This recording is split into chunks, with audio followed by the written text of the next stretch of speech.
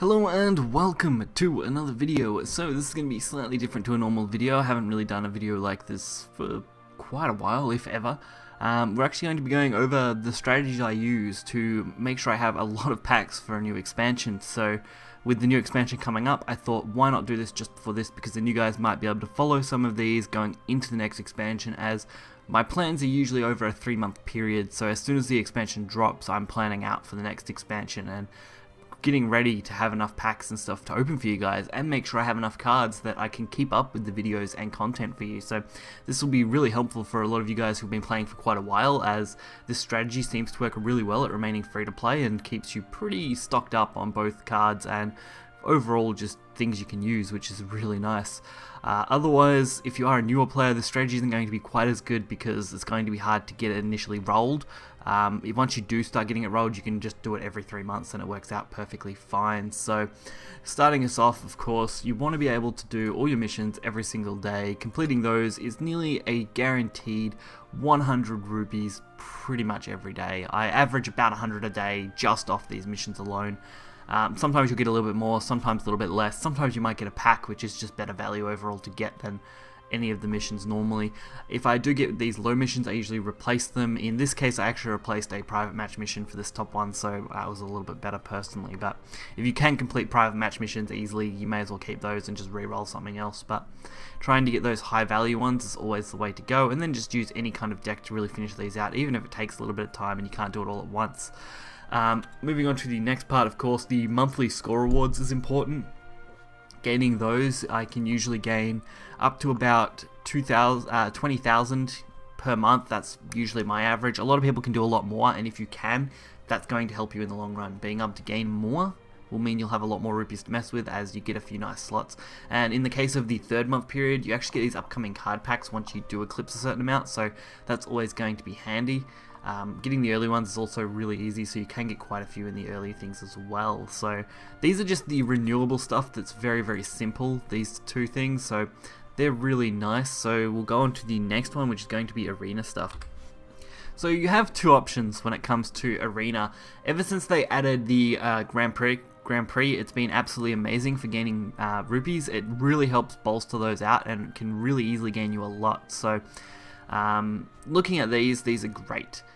Personally, you can do just the free runs on these and you'll do wonderfully. If you find you're doing exceptionally well and you can actually counterbalance the cost, I recommend you'd use the rupees if you can do that counterbalance, but there is a little bit of risk there. I tend to just do my free runs and that's about it. Otherwise, Take 2, I actually stockpiled quite a few tickets over the course of, 2 years, as I barely play Take 2, but if you play Take 2 on the regular and you're actually quite good at it, it's another great way to earn nearly unlimited rupees, and you can just continually pump in tickets, as tickets are extremely common. You get them from monthly rewards, you get them from your 3-week rewards from the main menu, which constantly logging in, making sure to get that login bonus is important, and when there is login events, making sure to log into those is also quite important. So that's just something to really keep in mind, as those are quite important events. Now, if you are a little bit more of a beginner, there are a couple things that you could do immediately that are going to be important, which I have actually completed somewhere down here. Making sure to, of course, get through all the basic stuff, but here, the elite difficulty stuff, you want to beat those. They're worth quite a lot of rupees, so make sure to beat everything on elite and on elite 2. As those are very, very important to gaining a lot of early game rupees and will definitely help you out.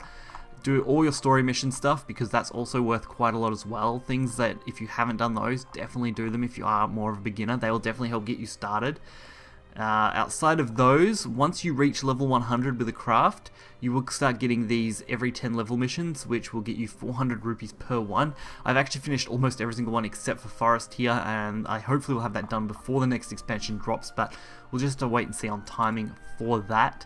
Otherwise, these achievement ones, once they're done, that's it. There are no more achievement missions, unless more are added in the future, which did happen in the past. That's where Elite 2 and these 150 missions come from, to really get those. Also, the Win 500 missions aren't that great. They're just pretty basic, but definitely these level ones are good for rupees. But outside of those, the strategies I personally use to get the most out of my rupees and to get the most I can. So, first things first, first month of an expansion, I will spend every rupee I gain on the new set. That's the first thing I do. So usually I start with about 100 packs at the start of an expansion. If you are just starting to do this, you are going to lack, which is going to be disappointing, but you can still just spend everything you get on the first month. That's very, very important. So the second month, that's when I start saving rupees. Sometimes I might even start a little earlier if I'm comfortable with how many cards I've got from the set. Usually if I've had some good luck and got some nice cards, I won't worry about it and even start a week earlier than the second month. But as soon as the second month hits, don't spend any rupees at all unless you absolutely have to. If there's something that comes up that you absolutely have to spend rupees on, go for it. But otherwise, I limit myself to not spending any, and that's how I end up saving up so much by month 3. Even mini expansions, I won't spend any rupees at all. I will completely neglect the mini expansion when it comes to spending rupees on that, just because it's a waste. If you're spending rupees on the mini expansion, it's just not worthwhile. So definitely something to avoid. If you want to do well for the mini expansion, here's what I normally would do lately. I've kind of gotten to a pattern of doing this now after the last 2 expansions. For the mini expansion, save packs. If you earn packs through Grand Prix, if you're earning packs through Arena, if you're earning daily packs for the new set, anything like that, second month, start saving those. By the end of that month, you should end up with about 20-ish by the time the mini expansion drops in about the middle somewhere. And that way you'll have plenty of packs for that mini expansion to kind of just get a chance at some of the new cards. Otherwise, focus on vials. Vials for the mini expansion, far more important. Much easier just to craft the cards you want from it than it is to do anything else. So the next little bit of strategy you've got for the overall value of cards is what I use to liquefy. So when I'm liquefying cards here, I usually of course go to selected cards because that's the easiest way. Usually I'll also liquefy extra first. That's what I'd actually recommend you do. So if you go into liquefy and you got extras, remove whatever you've got here first because it will just save you overall time.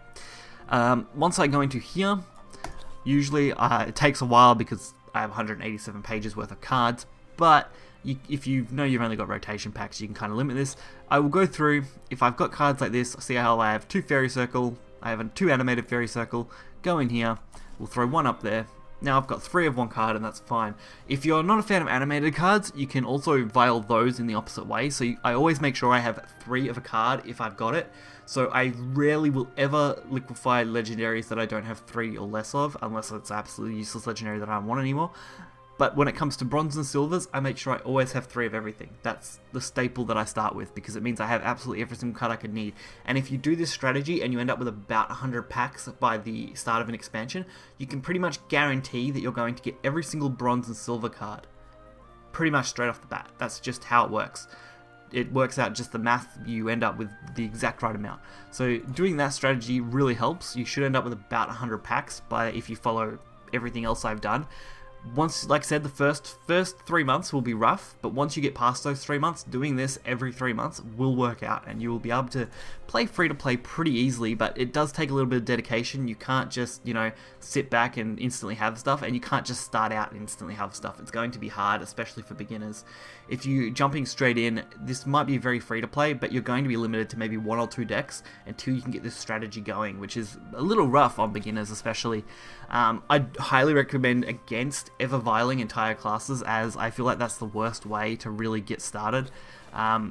You can vial things right at the beginning, like legendaries for a class if you really want to focus on one, but that's definitely the better way to do it. You can see, just doing things like this really add up over time.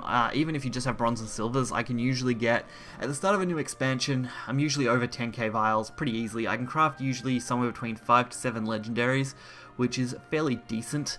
It just depends on what I need. I usually focus on crafting golds as they're cheaper and usually have a little bit better value than the legendaries overall. I usually focus on maybe 1 or 2 classes when it comes to legendaries for the initial bit if I don't draw a lot of them, because that's a good way to do things. Of course, RNG will play a big factor because, of course, you've got to roll those randomly out of those 100 packs and get what you want, but overall I feel like this is probably the better strategy to use if you're going to do things. The Grand Prix definitely helps. Shadowverse always has lots of events going on. Monthly rewards are also great. If you can do Grandmaster stuff, if you are a good player, play Grandmaster, get those rewards. Those are also super good.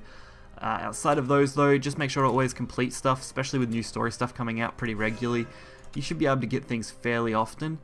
Now we're going to take a quick little talk about the actual packs themselves and how I kind of decide what I'm buying most of my packs in when I'm kind of looking at stuff that I need. I rarely will ever buy packs for a past expansion, ever, just because it's not worthwhile. I always feel like since rotation especially, things are going to disappear. Unlimited is also one of the worst cases for a newer player because you're going to lack a lot of these cards, so unless you're really desperate to play Unlimited, I wouldn't recommend ever really buying the old set. As far as this goes though, I never buy this set that's about to rotate, pretty much ever. I never really need to either, especially once this strategy gets started. Once you clear these 5 sets, which will take a year and a half, it's quite a long time. But if you do clear that, you'll be set. You'll never have to worry. It's pretty much all the time. You won't have every single card in the game as a free-to-play player. I think that's not impossible, but very, very close to being impossible. It'll take so much time to really get there, and you have to be such a good player to have every single card and be completely free-to-play. It would be basically, you know, a complete waste.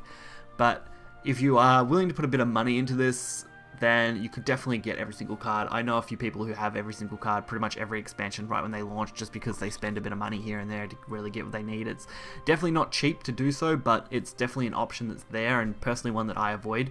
I've spent very little on Shadowverse as far as it goes. I think in total I've spent about $100 in 2 years in the overall.